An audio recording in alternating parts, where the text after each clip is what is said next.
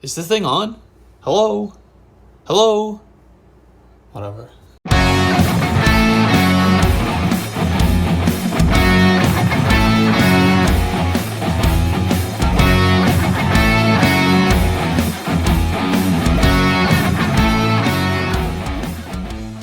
What's up, guys? Alex Johnson here.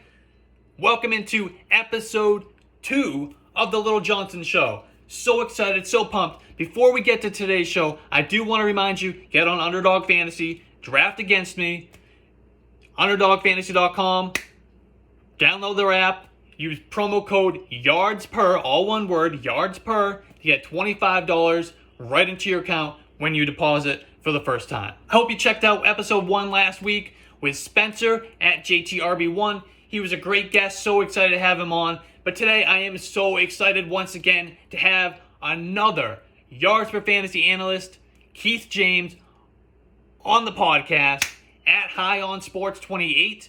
Find him on Twitter. Find his work at yardsperfantasy.com. He's extremely new, very, very new with us, but he's already put out great work. He does great work, and I'm so excited to have him on the show. Keith, what's up, my man? Why don't you tell us where the people can find you, what you're up to? Let's hear it. What is happening, good people? My name's Keith James. I'm here to get you high on sports. You can find me at Twitter, at High on Sports 28, where I will be feeding you all of my fantasy and NFL content. I've written for the Sports Obsessive, for the League Winners, and now I am happy to be writing for Yards Per Fantasy. I think they're the best site in fantasy football. Alex is doing amazing things with that app. The whole team is awesome. And so all of my people out there in the Twitterverse, all of my FF folks out there really love the fantasy community, really love what everybody's producing. So excited to see so much great content out there on all the Devy articles and all of the rookie drafts and everything else people are doing. It's an exciting time, man. It's an exciting time. I remember so much loving fantasy football in the early 2000s when it was brand new, before it hit Yahoo or ESPN, before you could even go online. We were doing everything with paper and pencil, looking at box scores, had 4-man leagues because no one wanted to join. And now look, man, you got the Scott Fish Bowl, you got Matthew Berry with his own, podcast and TV station. You got people just doing incredible things. So I want to be there with all of you. I love this community. I love fantasy football. I love the NFL. I love the Bears. I love Justin Fields, baby. Yeah. I am pumped. I'm pumped for 2021. Can't wait to get started with all of you. So again, Keith James, look for my content out on Twitter at High on Sports 28. And let's get at it, Alex. Let's talk some ball. Awesome, man. I'm so hyped to have you on our team at Yards Per Fantasy. So you recently wrote an article on yardsperfantasy.com about the making of a wide receiver one. Who do you think will be that next stud breakout wide receiver? Right. So recently I submitted an article. It was a monster. It was 4,000 words long, and so most of mine will not be that long, and I don't want to bore people, but this was a magnum opus for me in my making of series that I will continue on the Yards Per Fantasy. So my first making of article was the making of a wide receiver one. And so, my philosophy for fantasy football is always find your core, right? The Pareto principle, 80-20. So 20% of your guys are going to account for 80% of your production. Just look at it every year. So we always try to find these sleepers. We always try to find deep sleepers. Always want to be the smartest guy in the room. Find that diamond in the rough when it really is going to come down to your right choice in the first round. The guy you go after hard in auction. It's going to go for your core. So really, it's the making of a wide receiver one is the article. And I looked at 10 different variables, everything from age to year in the league to height and weight to draft capital to quarterback play, and then of course to the actual football on the field, the target share and the offensive infrastructure that those wide receivers are in.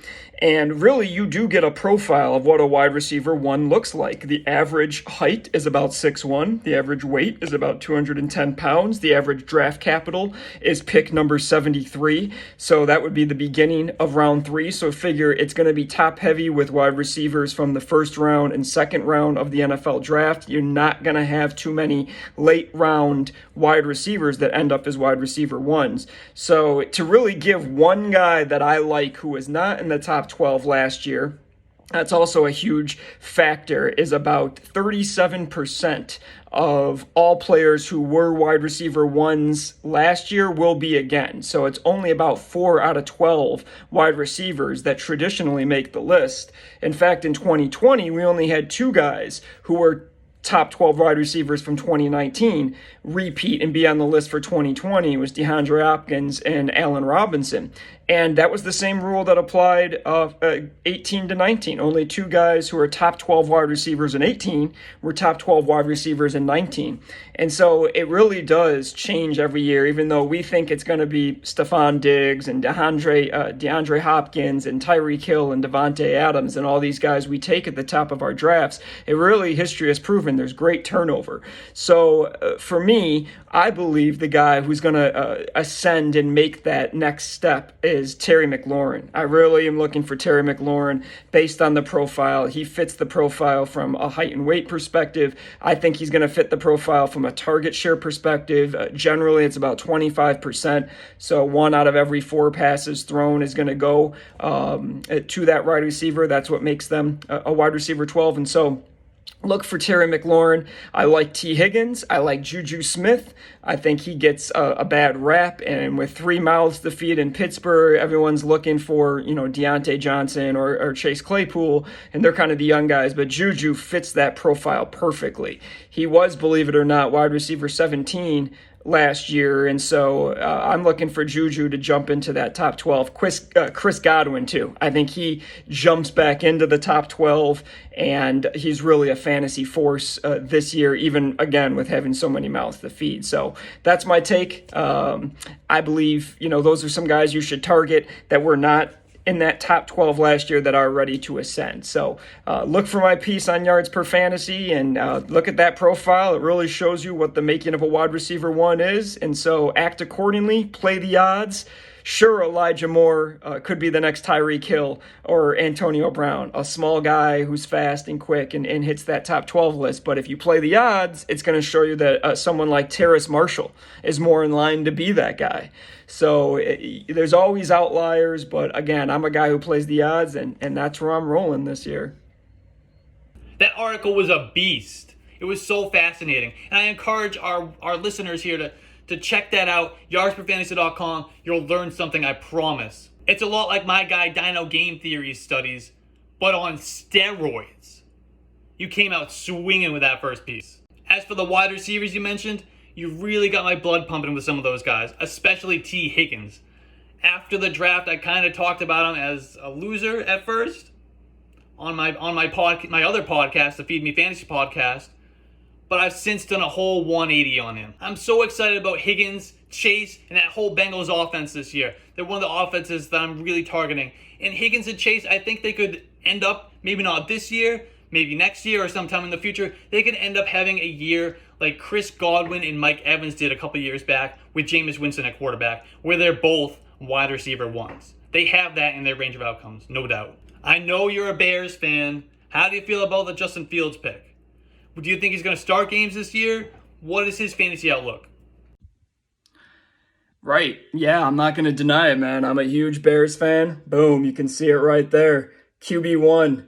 So love this shirt company too. I'm gonna make them pay you some royalties, Alex, before I say who it is. But I believe Justin Fields is a top 10 quarterback in the NFL in the making. He may not be there right away. It may take time, but I think the Bears finally found their franchise quarterback. So I'm a huge Bears fan. I was born and raised in Gurnee, Illinois, which is about 40 miles north of Chicago. My dad has had season tickets to the Bears since they played at Wrigley Field. So he got season tickets the year actually before they moved into Soldier Field. So we've essentially had season tickets in our family for 50 years. Hopefully that continues. I have 2 kids, Jack and Addison, and hopefully they enjoy Bears football and they want to get back to Chicago. We live in Arizona now these days, so I don't get to go to as many games as I want to or used to. But still, we have the NFL Sunday ticket. My wife is a huge NFL fan. She's a Vikings fan, so she it's a house divided at least twice every year between the Bears and the Vikings, but she's a huge fan, not just because they're purple. So she actually knows everything, though. She had Justin Jefferson last year. She was all over that. And last year was the first year we actually, in 15 years of playing fantasy football together, last year was the first year my wife and I were in a championship game together. We won't talk about who won. Not important. She got lucky. That's all I'm going to say there. So... but yeah, huge Chicago Bears fan. I was so pumped when Fields landed at number 11 and the Bears were able to go up and get him. So I expect big things from him. I do think he sees the field this year. I think he starts week 1. I personally think he starts week 1. But if he doesn't, I'm looking for week 4 at home against Detroit as kind of a soft landing spot. That would mean the Bears are probably 1-2 or 0-3 at that point, and it's time to make a move with Justin Fields. So I know Matt Nagy wants him to be ready, but I think it's going to be a little bit different. I think you're going to see someone who's just too intelligent, too accurate, too much of an alpha, too much of a leader, and a guy other players want to be successful with because they see his greatness.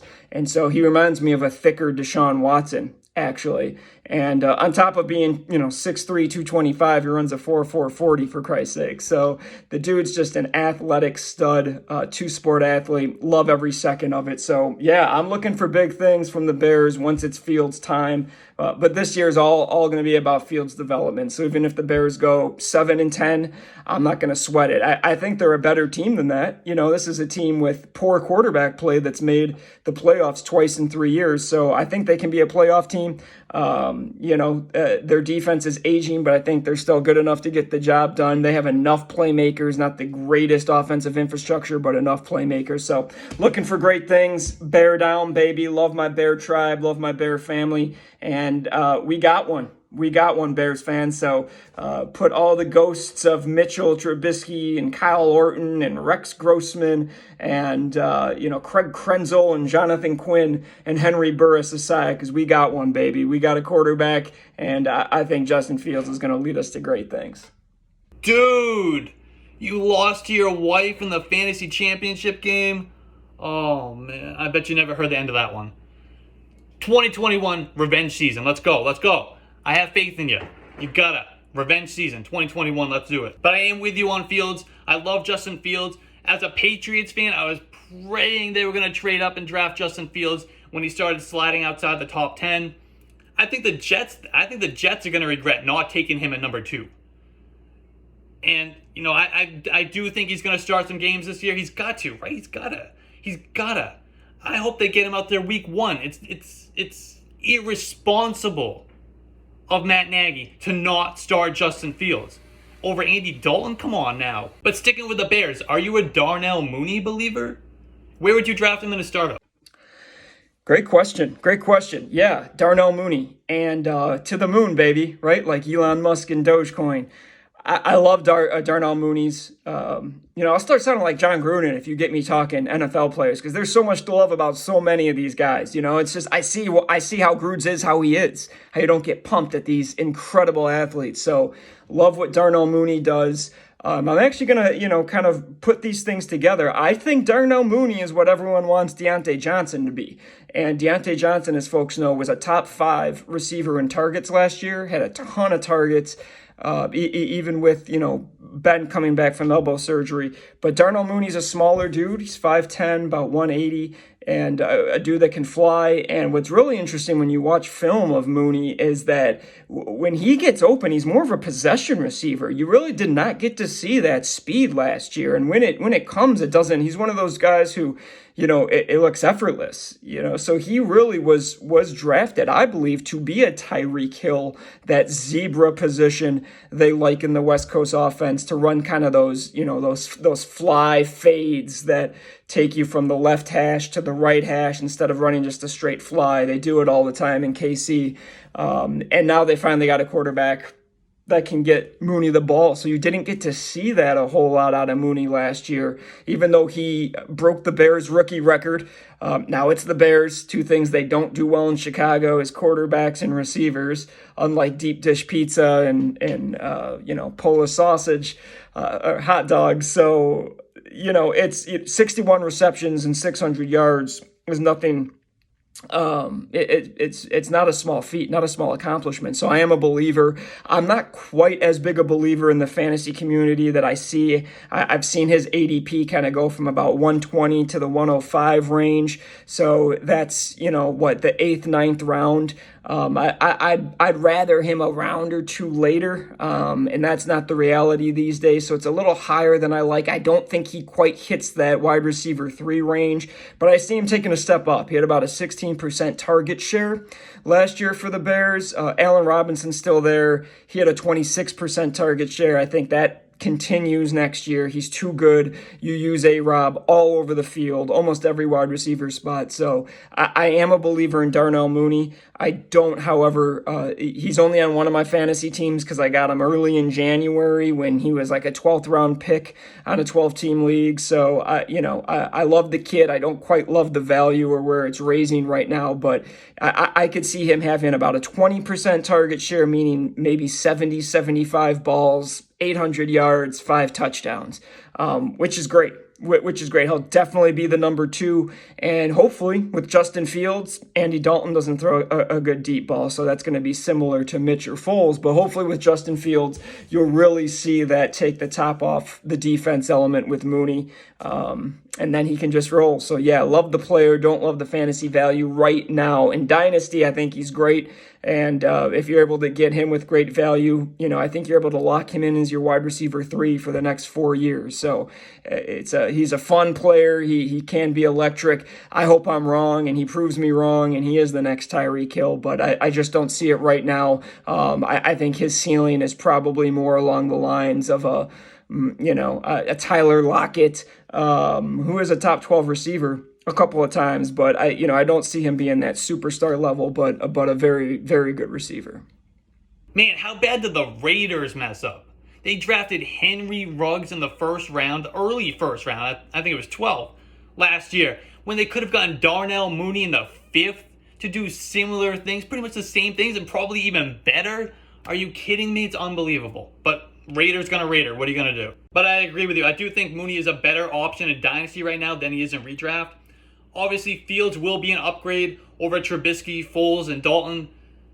But how often do we see a rookie quarterback come in and support multiple high-end wide receivers? It doesn't happen very often. It's very rare. And we know Allen Robinson is locked in as the wide receiver 1 there in Chicago. Outside of fantasy football, what is something we don't know about you or something that you're really, really passionate about? Yeah, you have to be a well-rounded person, right? So my other great passion is politics, and I know you should never mix football and politics. Why divide when we can all come together?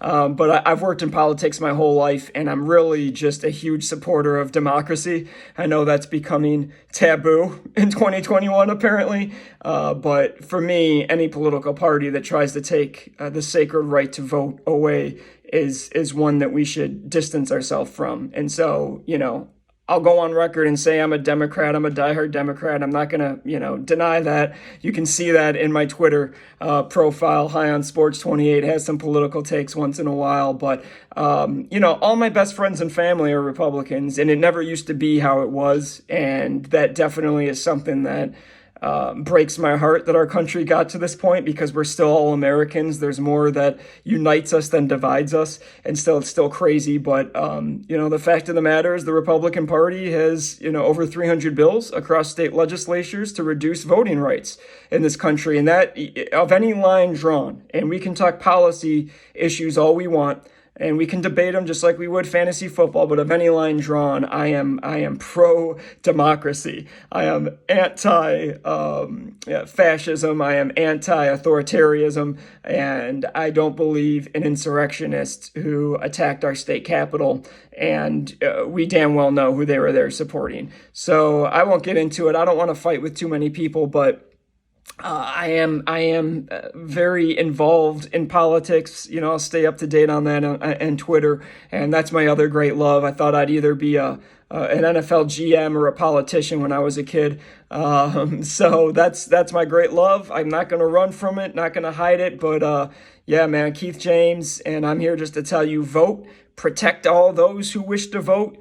Get out, get vaccinated. Don't make, public health crises political. Don't let the politicians sway you. Go out. It's the best way to remain healthy. It's the best way to get back to sports, get back to your life. Go get vaccinated. I've got the double tap, so I've been vaxxed twice, and proud of it. So yeah, I love this country. I wish we weren't at such a crossroads, fighting like fantasy football analysts do over running back zero approaches.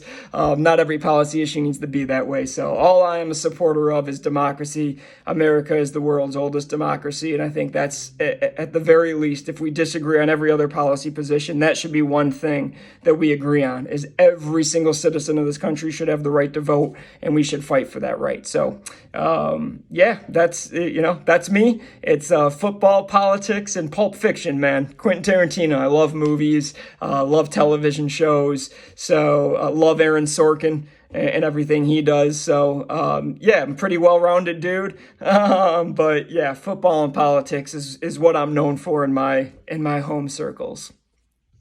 Let's end with this. Give me your biggest, boldest prediction for 2021. All right, yeah, let's get to the good stuff. So now that I have 50% of the people not liking me, so I hope that's not the case. That's who I am. So my big take is I think Jalen Hurts is still. His ADP is still low for me. I think you can still get him at a great price in one quarterback drafts, even if you have Superflex. I think. To me, he's the type of guy who, that wins leagues for people. Kind of like Josh Allen was last year. I don't see a Josh Allen type season out of Hurts. But just like Josh Allen was, you could kind of see the running ability of Allen, and then the passing really came together. And I think you'll just see an improved passer from Hurts. I don't think he's the greatest passer, and I don't think he'll be the greatest real quarterback. But for fantasy, I think he's the type of dude who can win leagues because he's going to give you value. He's going to give you the ability to run, which is just, having running back almost in a quarterback's body. There's only a few guys like that in the league. So that's my big take. I think he could be a top 5 fantasy quarterback. If everything breaks right, it's still a bad defense.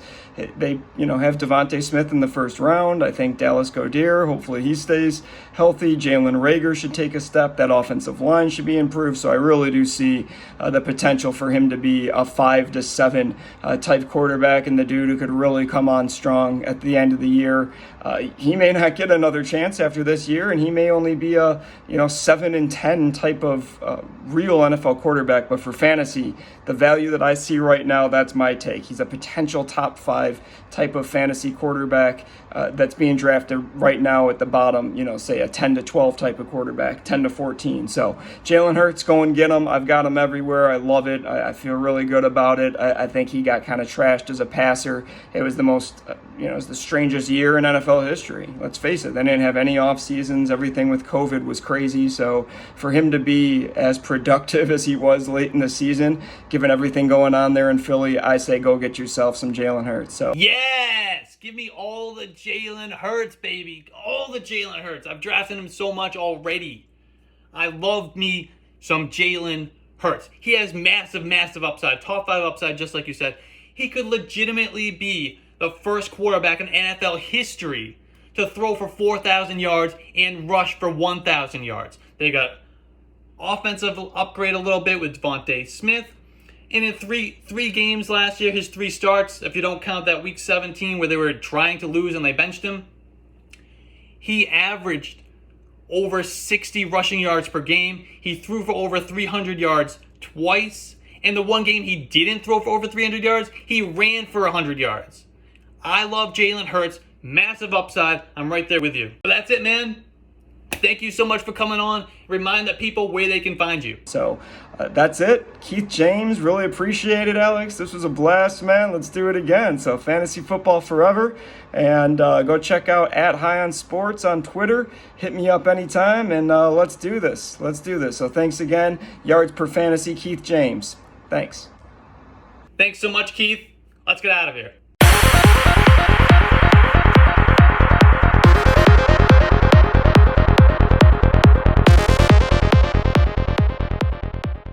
Aaron Rodgers is gonna retire. Who?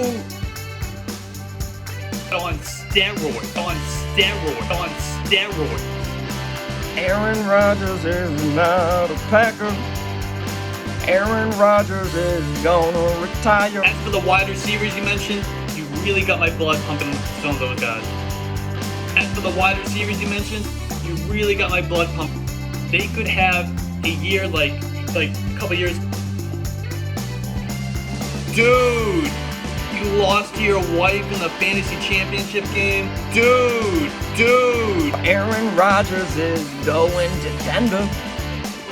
Aaron Rodgers is not a Packer. You really got my blood pumping. You really got my blood pumping. You really got my blood pumping.